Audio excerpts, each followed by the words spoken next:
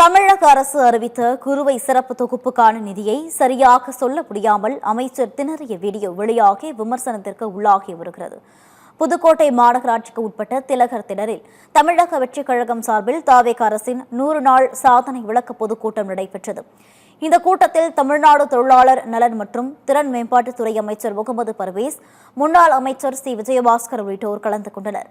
இந்த கூட்டத்தில் பேசிய அமைச்சர் பர்வேஸ், தாவேக அரசு பொறுப்பேற்ற 100 நாட்களில் சொற்ப திட்டங்களை நிறைவேற்றி உள்ளதாக கூறினார். அரசு அறிவித்த குறுவை சிறப்பு தொகுப்புக்கான நிதியை சரியாக சொல்ல முடியாமல் அமைச்சர் திணறினார். 100 நாள்ல நம்ம முதலமைச்சர் செஞ்ச ஒரு சொற்ப சாதனைகளை மட்டும் நான் உங்ககிட்ட பகிரணும்னு நினைக்கிறேன். ரூபாய் 1,00,000 கோடியே 100 கோடியே 34,83 கோடியே டெல்டா அல்லது மாவட்ட நீர் குறுவை சிறப்பு தொகுப்பு திட்டம் 2026